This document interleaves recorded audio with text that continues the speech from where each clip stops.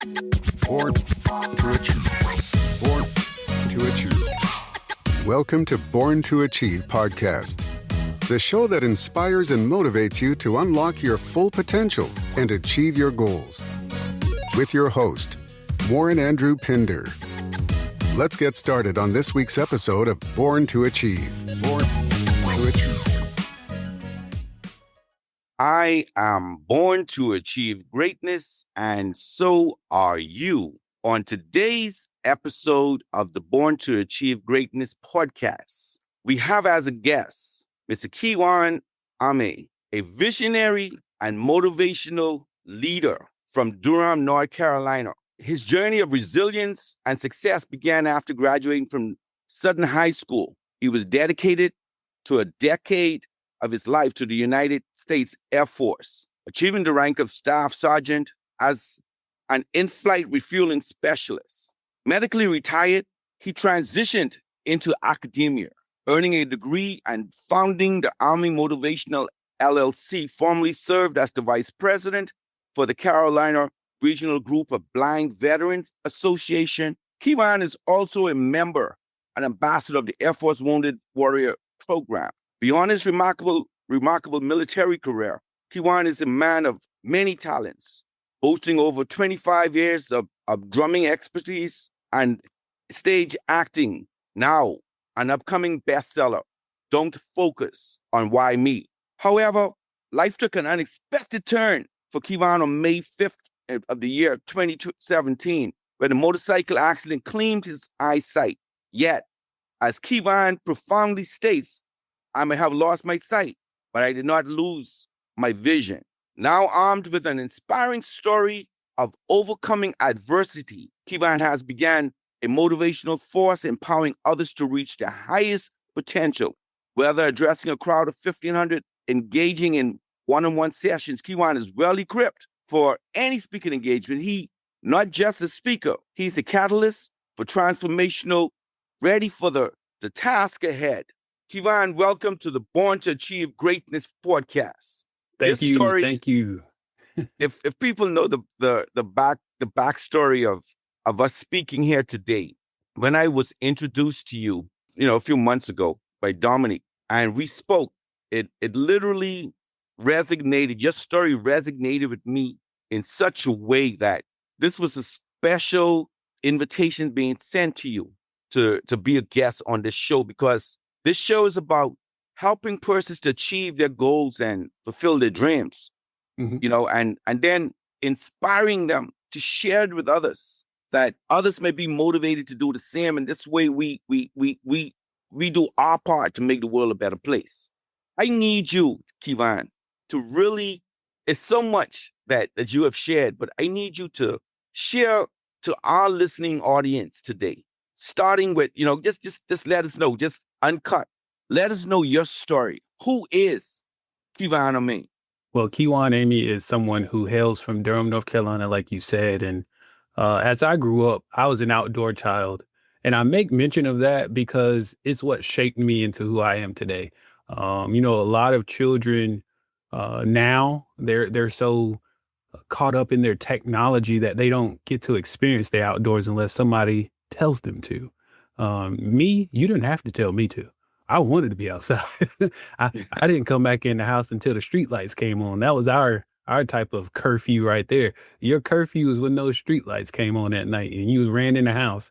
And if you just happened to stay out later than that, where my other siblings beat me home and I didn't come home right there following behind them, I was getting called one time. My name was going to be called one time. If I didn't answer on that one time, when I got found, it wasn't going to be pretty.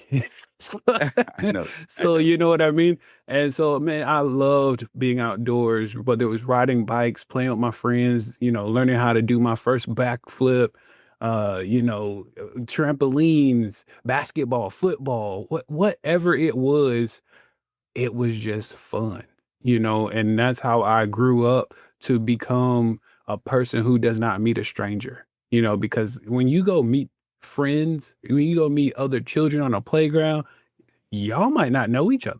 So my goal is to now either make this a similarity thing. Okay, well, they're playing basketball. I know how to play basketball. There's a similarity there. Let's make a connection. That's all I ever No, do. true. And I still use that same tool today. Even with me being a business owner. Okay, you do business. I do business. There's a connection. What kind of business do you have? Um, the easiest connection I think I've ever made was when I joined the Air Force. And what do I mean by that? We were all basically coming from where we once were in life, which is being a civilian, to now learning what it's like to become a military member. And that bond everybody created when we first joined was one that we'll never forget because we're all coming into something unfamiliar. These were now considered uncharted territories, but we formed together as a group and became stronger. So yeah, that's kind of who Kijuan is, the entrepreneur, the actor, the artist. And when I say artist, I do mean musician as well as a singer and also, the author. Gee, man, listen, the military member, I can go on and go on, but I won't. We'll put it You and like that. I feel everything that you're saying. Thank you for joining today's podcast. We'll be right back. Achieve Man, written by Warren Andrew Pinder and Dominique Bradford. This book passionately focuses on the challenges women have been made to go through and how to overcome them. In some cultures, being a woman disadvantages the girl child. This book carefully exposes the hurdles you might face. This masterpiece is the ultimate self-help guide for women. It reveals your true purpose and identity. Get your copy today. Available from Amazon. We now return to today's podcast. Let's talk about the importance, right, of that being outdoors. Yeah. That's something that is lacking. I don't know if it's because life has changed and persons tend to, technology has brought about changes that just have you indoors.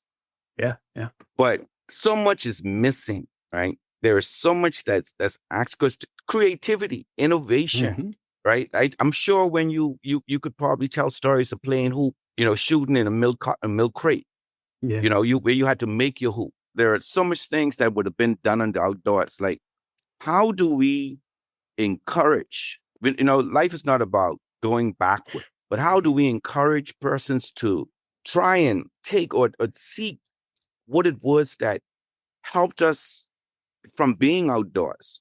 Encourage our, whether it's just being physical, the games that we played, that we interacted, we shared, it taught us teamwork. Yeah.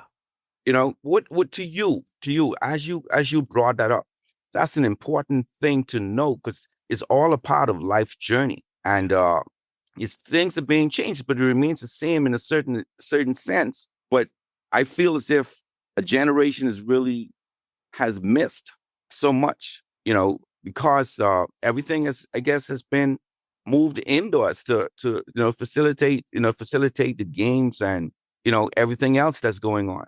What's your take on that? Yeah, no, you said a lot.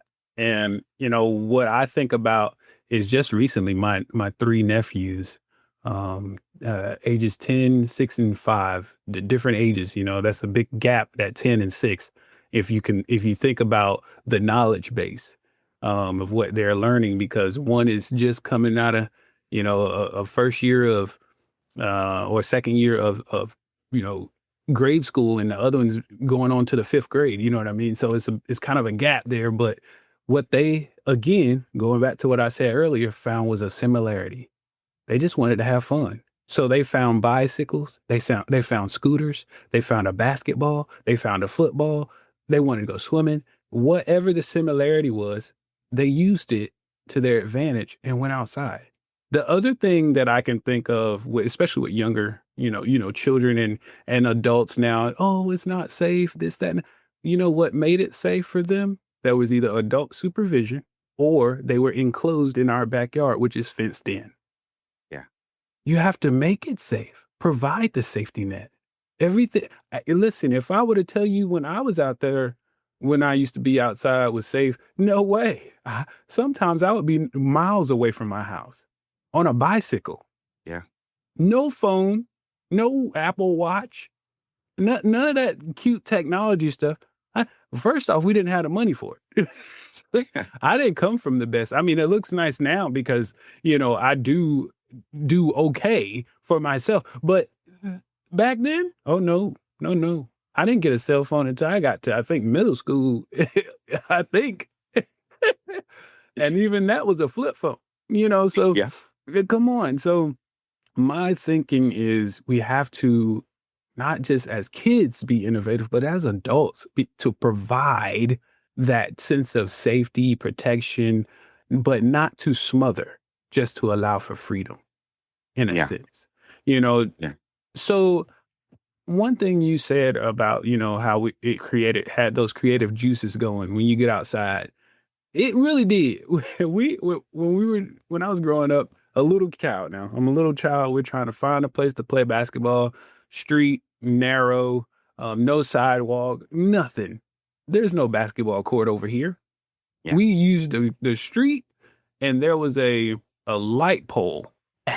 We were imagining that it was going in the hoop. Mm-hmm. Wow. And then we were discovering one day, just going around the neighborhood, and we found a basketball hoop, a real one, just the hoop, no backboard, but it had the areas where you could put the screws in it. Yeah. So we brought that hoop back to our part of the neighborhood, and we took it to a neighbor. His name was Mr. Leroy. He passed away years ago. Yeah. God rest his soul. And we said, "Sir, is there anything you can do for us to make a basketball hoop?" And he said, "Yeah, leave that here on my porch. I'll figure it out." That's all he did. He said, That's innovation. Next thing we know, he found some plywood, created the backboard, the rectangular shaped backboard, Yep. drilled the hoop into it. And one day he was out there mounting that thing on that light pole that he used to see us shooting at. And we were like, "Oh, we got the basketball goal." So we ran. I mean, everybody ran and got everyone. Collected the whole neighborhood. We got a basketball goal. Yep. But that's what it took. Just first off, the mindset. Secondly, we went and found that hoop. If you don't leave that neighborhood, you don't find that hoop. True. And then lastly, we had neighbors, and we just asked a simple question. Yeah. And that provided us a basketball goal. I can tell you in my era, we used to go and gather all the box spring and mattresses, just to jump up and down. That was the first trampoline right there. First trampoline, I'm saying, and these used to, that was what I was telling you about doing backflips. When I learned my first backflip on the trampoline. The trampoline. I'm saying, the mattresses, man. Yeah. It was something that made us, and there's so many other stories I'm sure that can be shared. And this one of the things that, when we speak of sharing, that adults to share that and maybe take a child to try and experience it, to take them out and say, let's see something different. You remember, sliding across the grass, on a piece of plastic, just you find a hill and you rolling down the hill. These were things, that was made considered, you resilient. That was considered the first slip and slide. Exactly. Now you see it being sold in a store, right? Yeah, that's exactly what it was. The first slip and slide. I'm telling you, man. And on your journey, Kijuan, you enlisted in the United States Air Force. Yeah. Right. Let us because I'm trying to just lay it out, because I know it's a powerful story coming. Tell us what you achieved in the Air Force. What I achieved in the Air Force was not just, making rank, not just having an amazing, listen, that job was phenomenal. It was so cool, just to say the least. Refueling planes in midair. What? That's a real, I'm like, that's a real job? What are you talking about? I know you're lying. How many other persons in the world does it? Not many. You're one of how many? So it's truly a handful. So what I mean when I say handful is like if you took the world, it would literally be like a handful. And so if 1% of the US's population serve in all of the military branches, we're like a tenth of that. Wow. So it's really, really small. It's Yeah. really, really, really, really tiny. Wow. You run into other, hey, I remember you. Oh, where I know you from? Like, and you know people like that because all of y'all, it's like so small of a group who does this job. It almost could be considered a special force type task unit, but it's not. Wow. It almost was back in the Cold War era, but do you know who the comedian and actor Sinbad is? Yeah. He used to do that job. Oh, wow. Yeah. He was in the Air Force. He got kicked out, but he was in. Now, you could probably guess why he got kicked out. Because he was Mr. Funny Pants and the military didn't appreciate it. I got you. I got you. So it wasn't like he was like a terrible person. They just Right. they weren't with the whole comedy thing. I got you. I had to take the job serious. Yes, exactly. So anyway, it was such an amazing thing just to be in the military because you learn your discipline, you learn your military bearings, which I use a lot to people who I do business with. Yeah. Or are trying to sell me business. When you Right. talk to me on a business like call, all the teeth that y'all are seeing in this video, y'all don't see those teeth. You usually Got see you. like a stone cold face. Yeah. Because it's not to intimidate anybody. It's just to show you that I am listening attentively. I want you to know that I am actively listening to you.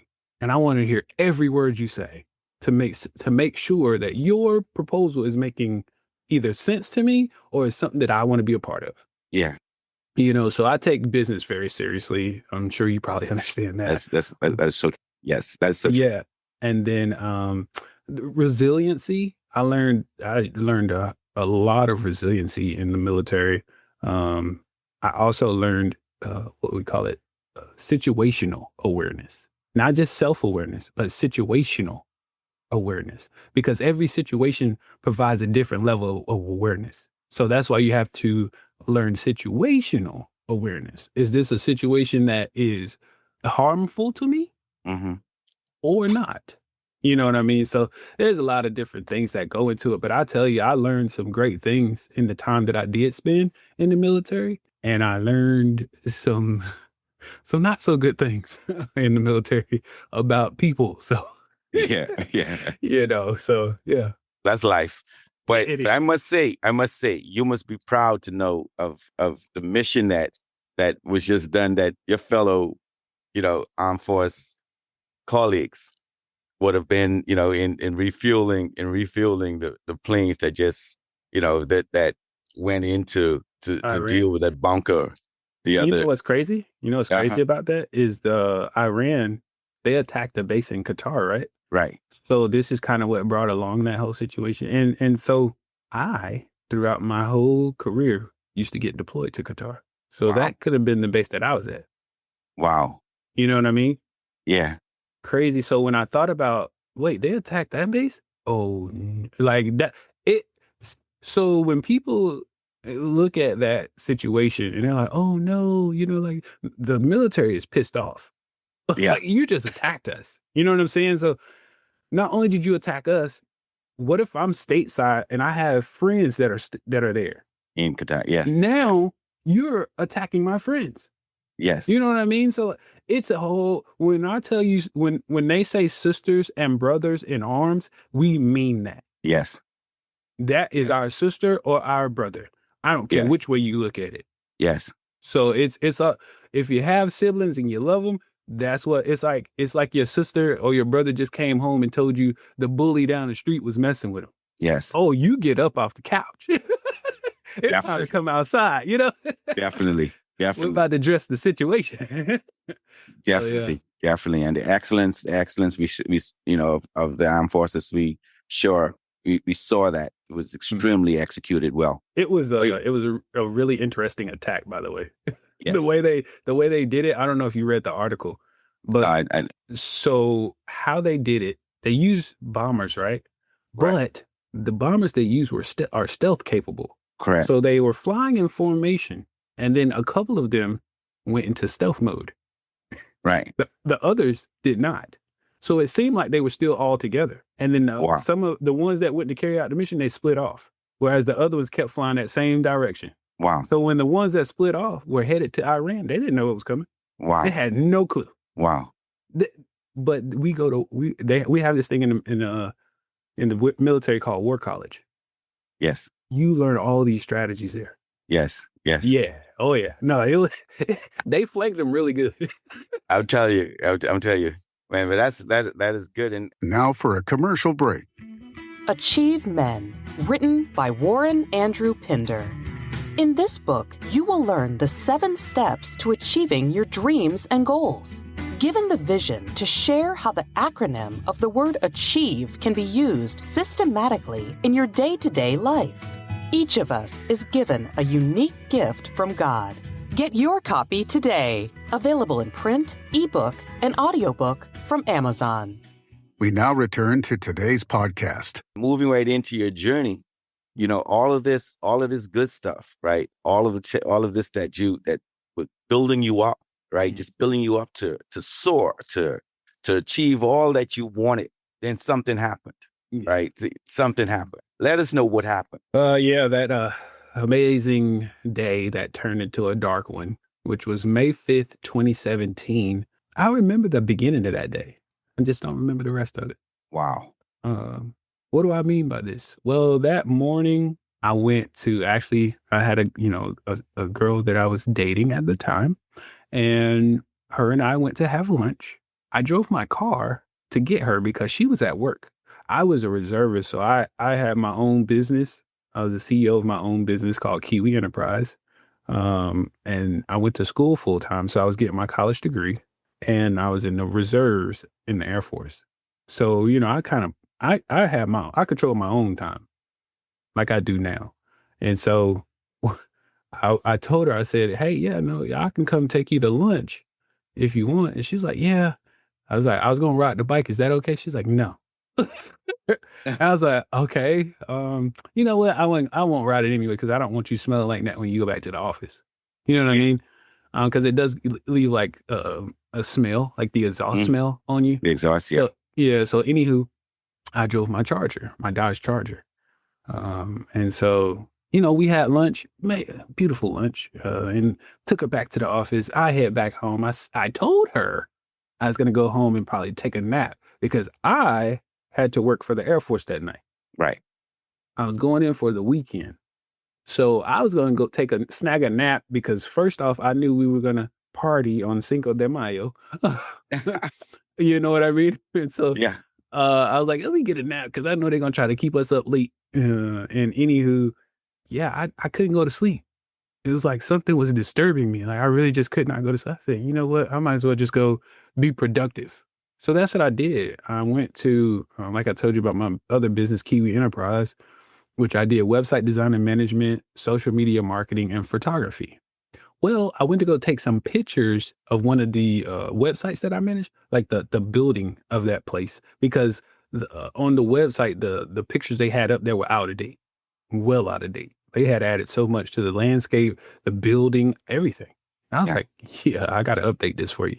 And I want to make it look real good. You know, I take great pride in the work I used to put out because I wanted you to know that you were getting what you paid for. You know what I mean? Yeah.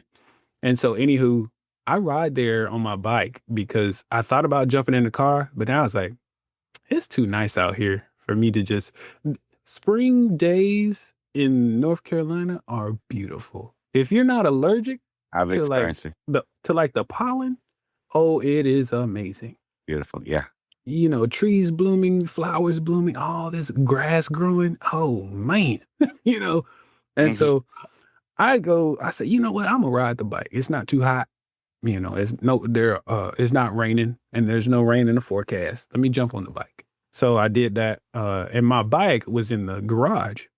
So I had to go on top of the hill and get my bike out the garage and take off. No problem. You know, get over there, take the pictures and everything. I took in all the pictures. I still remember all this. Yeah. I remember setting up my tripod and all, and took the pictures. And I said, yeah, well, I guess I'll go back. I really don't feel like going back home because it's only 10 minutes from my apartment to where I had to go take pictures was 10 minutes of a ride. I said, that's nothing. I can't put this bike right back up. There's no way. And so my thought process was to go to the lake. The lake that I'm referring to is Jordan Lake in North Carolina, which is about 30 minutes away from the place that I was, which was my church, by the way. I was at my church. Yeah. So I had left my church on my bike and headed to Jordan Lake. Got to Jordan Lake without a problem. I go this route all the time, by the way, so it's not like it's unfamiliar. Right. It's a very familiar area to me. I used to go sit there all the time just to relax, unwind, meditate, all these things. Then I realized that I looked at my watch and I was like, uh-oh, I got to go. Because, I had to go to the base, okay? Yeah. And so I took off, jumped on the bike, took off, headed back towards my apartment to grab my stuff so that I could head to the base. And I get down there, it's probably about halfway home, and this guy from the intersection, a Honda Accord, pulls out in front of me. Now I'm doing 55 miles an hour. And that I don't care if it's a car, a truck, a motorcycle, that's not slow.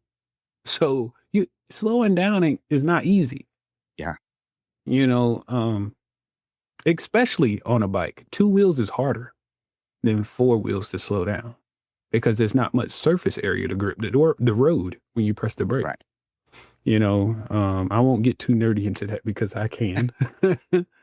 But what I will say is a lot of people were like, well, why didn't you, maneuver, hit the brakes, do something? I said, now I'm not a stunt rider. So unless you're some kind of stunt rider, you're not thinking like that. Your thought process right now is, holy crap, or you're just not thinking because you're like, which is probably what I was doing. I was just like, why is there a car in front of me right now? And so then next thing I know, I'm waking up in the hospital a month and a day later, only to be told that I was involved in a motorcycle accident where a Honda Accord would pull out in front of me. And there were 2 cars also at this same intersection, right behind him. Like they were going to be eventually going the same way, I believe. But right behind him, who said in the police report, they saw me coming down the street. So they don't know why he did. Oh, wow. Not 1, but 2 cars said this. And I thank God that these witnesses were there because I was on a back road. So there's no telling whether he would have even stayed or not. Right. Because I've heard the stories where people on motorcycles get hit or whatever, and they just leave them for dead. Like, no joke. I wish I was making that up. And so I thank God that I had 2 angels there to say, no, we saw this. And it was definitely his fault, and so a month and a day later, so June the 6th, I wake up at UNC Hospital in Chapel Hill, North Carolina, from my medically induced coma, where they had to do countless surgeries on me, literally from the top of my head all the way down to my right foot. Wow. Literally. The only things that did not get cut were my arms.